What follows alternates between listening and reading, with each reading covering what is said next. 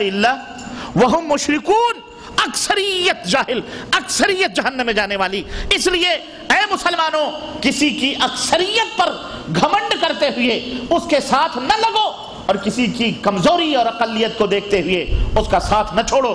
اللہ نے فرمایا یا ایھا الذین آمنوا اتقوا اللہ وکونوا مع الصادقین، اے ایمان والو اللہ سے ڈرو اور سچے لوگوں کے زمرے اور سچے لوگوں کی صحبت اور سچے لوگوں کی جماعت اختیار کرو۔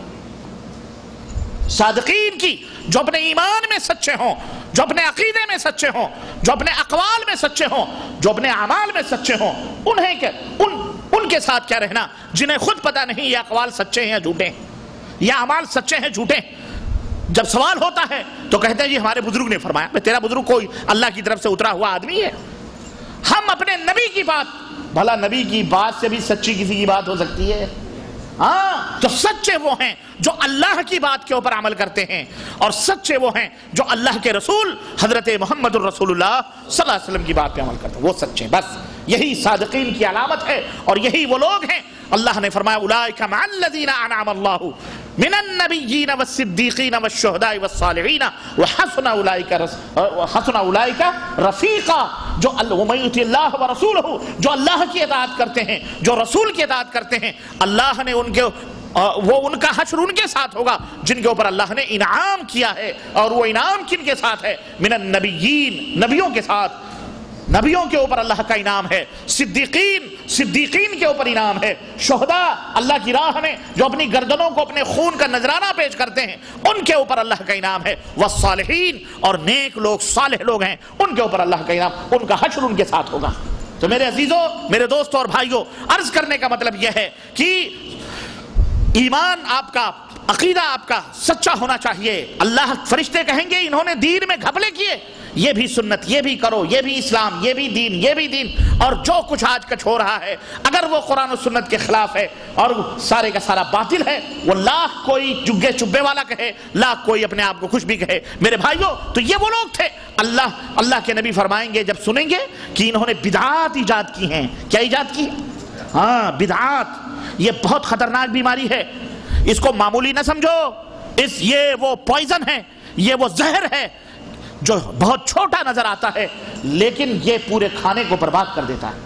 بہت خوبصورت بھی کبھی کبھی نظر آتا ہے لیکن پورے اعمال کو، پورے ایمان کو ضائع اور برباد کر دیتا ہے۔ یہ بدعت، یہ بہت خطرناک ہے تو چھوٹی چیز اور کبھی کبھی بڑی بھی اس میں ہوتی، اس لیے اس کو حقیر نہ سمجھو میرے بھائیوں، اس کو حقیر نہ سمجھو میرے عزیزوں، بلکہ اللہ سے توبہ کرو کہ آپ کو خالص سنت کے اوپر عمل کرنے کی اللہ توفیق عطا فرمائے اور بدعت سے اللہ تعالیٰ محفوظ رکھے۔ ہاں، بعض لوگ آئیں گے کہیں گے میاں یہ بھی بدعت ہے، یہ بدعت حسنہ ہے۔ کیا ہے یہ؟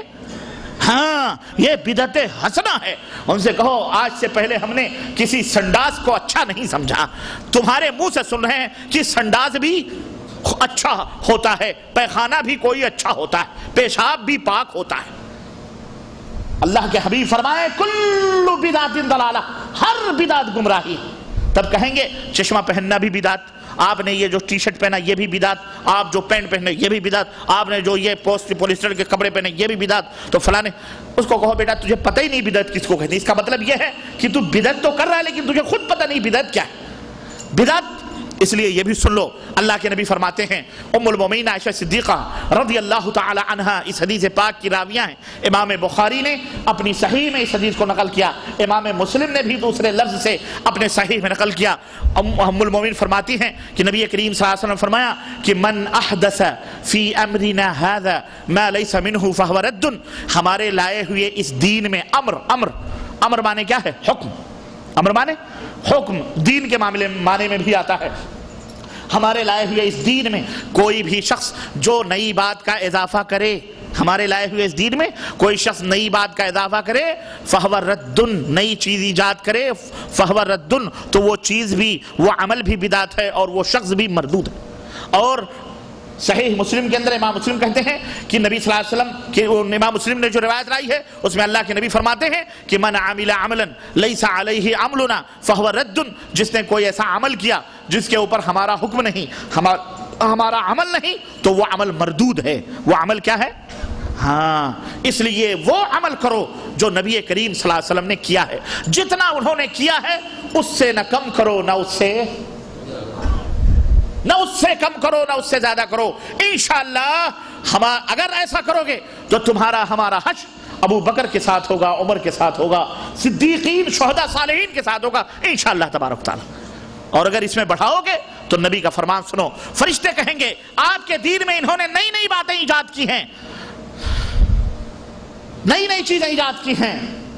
تو اللہ کے نبی فرمائیں گے سحقا سحقا لمن غیر آبادی، ہٹاؤ ان کو، دور ہٹاؤ ان کو، دور ہٹاؤ. کون فرما رہا ہے؟ عزیز علیہ ما عنتم. اللہ فرماتا ہے تمہارے لیے بڑے شفیق ہیں، رحمت للعالمین ہیں. میدان محشر میں دیکھیں گے، جب یہ حشر ان کا دیکھیں گے تو کہیں گے سحقا سحقا لمن غیر آبادی، میرے دین میں میرے بعد جنہوں نے نئی نئی باتیں ایجاد کی ہیں ان کو مجھ سے دور ہٹاؤ، دور ہٹاؤ، دور ہٹاؤ. اس لیے میرے عزیزو بہت ہی تنبہ کے ساتھ اور بہت ہی جو ہے ہوشیاری کے ساتھ اللہ اور اس کے رسول کی باتوں کو سمجھو اور اس کے مطابق عمل کرو. ان کی ٹو کاپی کرو نبی کریم صلی اللہ علیہ وسلم کی.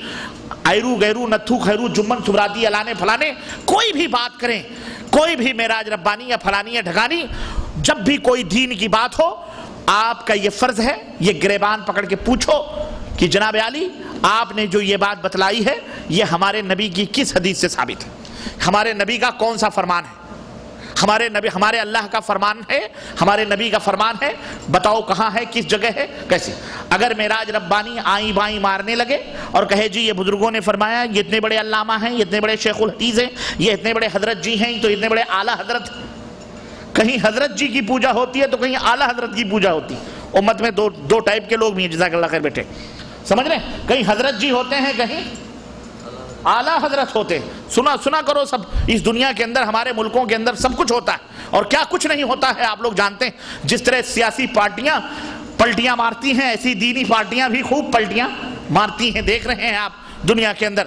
ہاں تو اس طرح سے عرض کرنے کا مطلب یہ ہے کہ پوچھ لیا کرو، یہ نہ ڈرو کہ معراج ربانی بڑے چگے جبے میں بیٹھا ہوا ہے، لمبی لمبی داڑھیاں، لمبے لمبے پگڑ اور لمبے لمبے چگے ہیں، حضرت ناراض ہو. نہیں، اگر وہ دین کا خادم ہے، اگر وہ مخلص ہے نبی کے دین کے اندر، تو اس سے سوال کرنے میں کبھی بھی، جب اس سے سوال ہوگا تو کبھی بھی وہ تم سے کبھی بھی نخرے نہیں کرے گا، تکبر نہیں کرے گا. لیکن اگر وہ ریاکار شیطان ہوگا تو ضرور سرخ آنکھیں تمہاری طرف کر کے کہا میاں کیا ہم چڈیاں پہن کے علم حاصل کیے ہیں، تمہاری جرات سوال کرنے کی؟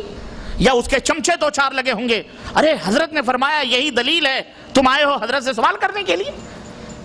ایسے کر کے تم کو ٹرخا دیں. یہ سمجھ جاؤ یہ شیطان، یہ سمجھ جاؤ یہ کون ہے. ہاں اللہ اور اس کے رسول کی جو بات بتلائیں وہ حق پر ہیں. اللہ اور اس کے رسول سے جو ادھر ادھر کانا تانی کریں اور کہیں بھی حضرت نے بھی فرمایا ہے، فلانے حضرت نے کیا بغیر قرآن حدیث کے پڑھا سمجھا دیا، تو حضرت ذمہ دار ہوں گے نا. آپ کیا اللہ تعالیٰ کے ہاں یہی کہہ کے چھوٹ جائیں گے کہ ہم نے تو فلانے حضرت کی بات مان لی تھی تو اے اللہ کیا حضرت بغیر قرآن حدیث کے بات کریں گے؟ اللہ تو یہ تو نہیں مانے گا نا، اللہ کے ہاں تو یہ دلیل نہیں چلے گی. اللہ تو یہ فرمائے گا ہم نے جو حضرت بھیجا تھا. اللہ اکبر. اس حضرت وہ جو سب سے اعلیٰ آج امتیوں میں اعلیٰ بنا لیا گیا، اعوذ باللہ، وہ امام اعظم حضرت محمد رسول اللہ صلی اللہ علیہ وسلم، ہم نے اس کو کیوں بھیجا تھا؟ ہم نے اس کو کیوں بھیجا تھا؟ صرف مدد پکارنے کے لیے، یا رسول اللہ المدد، اسی لیے بھیجا کہ جب تمہیں کوئی مصیبت آئے تو اس کو پکار لیا کرو اور وہ مصیبت دور کر دیا کرے. اسی لیے ہم نے نبی کو بھیجا تھا. نبی آیا کیوں تھا؟ استغفر اللہ. وہ اللہ تعالیٰ کے ہاں دلیلیں چلیں گی. اس لیے میرے عزیزو یہ اصول ہے، یہ ضابطہ ہے کہ جب بھی دین کی بات ہو، اسلام کی بات ہو، گریبان پکڑ کر تم کو ڈاؤٹ ہو، شبہ ہو، اسی مجلس کے اندر پوچھو، اسی مجلس کے اندر پوچھو اور سوال کرو کہ ہمیں قرآن و حدیث سے اس کا جواب چاہیے.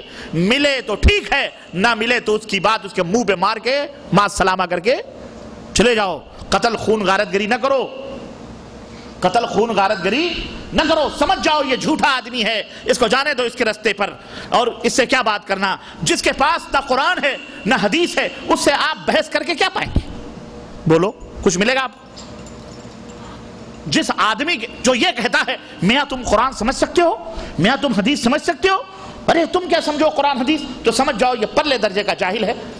بس سمجھ جاؤ، اس سے بات ہی کیا کرنا، پھر اسے کہو بھائی تو پھر ہم دین لے کہاں سے؟ جب نہ تمہارے پاس قرآن ہے نہ تمہارے پاس حدیث ہے تو پھر ہم کہاں سے؟ اور علم کس کو کہتے ہیں؟ علم کس کو کہتے ہیں؟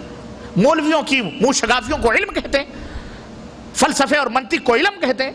یہ علم تو جوتے کی نوک پہ ہوتے ہیں۔ علم وہ ہے جو اللہ نے اتارا ہے، رب کے قرآن میں موجود ہے، اور جو پیغمبر اسلام حضرت محمد رسول اللہ صلی اللہ علیہ وسلم قال اللہ قال الرسول، یہ سب سے بڑا علم ہے۔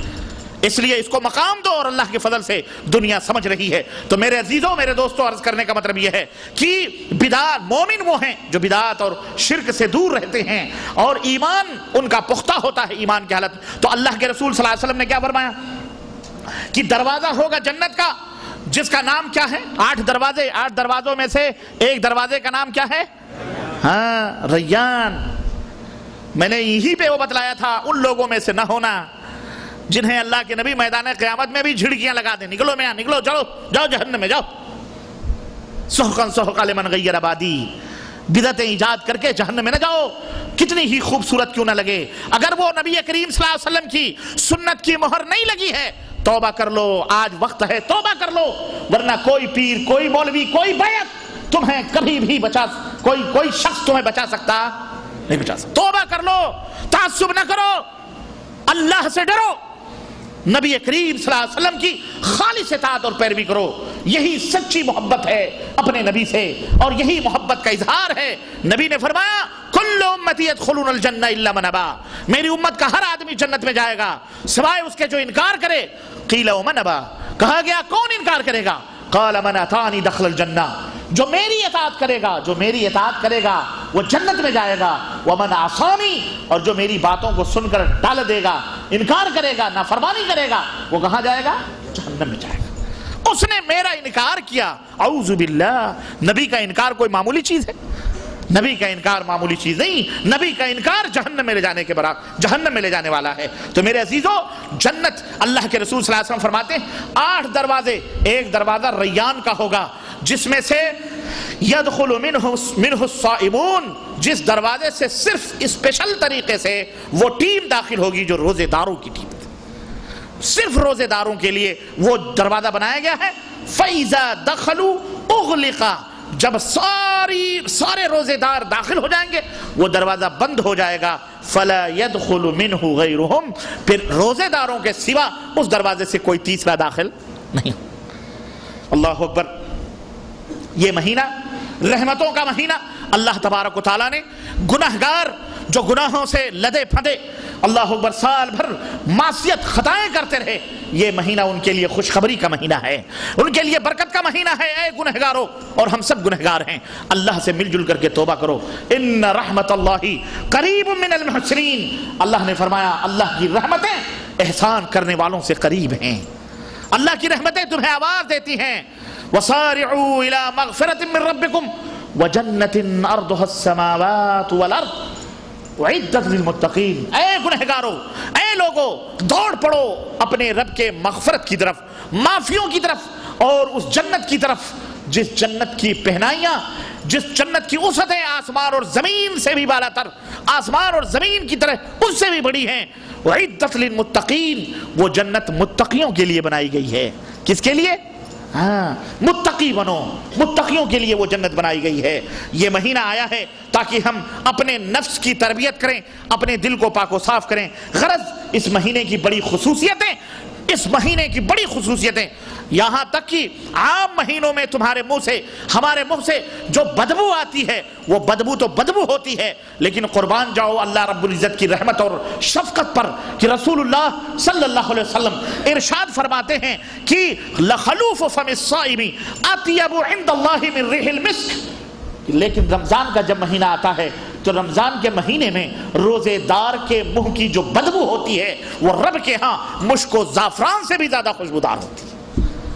یہ وہ مہینہ ہے جس مہینے میں، عام مہینوں میں تو فرشتے تمہارے لیے کریں نہ کریں اس کے لیے کوئی حکم نہیں، لیکن یہ وہ مہینہ آتا ہے جب رمضان کا، تو اللہ کے حبیب فرماتے ہیں کہ تستغفر الملائکۃ للصائمین حتی یفطروا، کہ ملائکہ فرشتے اسپیشل اللہ کی بارگاہ میں کھڑے ہو کر روزے داروں کے لیے ان کی گناہوں کی معافی مانگتے ہیں۔ اللہ ان فرشتوں کو بھی جزائے خیر دے۔ ان کے لیے کیا دعا کریں جو ہمارے لیے شب و روز اللہ کے دربار میں روزہ اللہ کے دربار میں معافیاں مانگ رہے ہیں ہمارے گناہوں کی، تو ہمیں کتنی معافیاں اللہ سے مانگنی چاہیے۔ اے لوگو اللہ سے معافی مانگو، توبہ کرو، اللہ کی قسم یہ توبے کا دروازہ ابھی تک کھلا ہوا ہے۔ یاد رکھو ممکن ہے توبے کا دروازہ 2 وقت میں بند ہوتا ہے، ایک جب قیامت قریب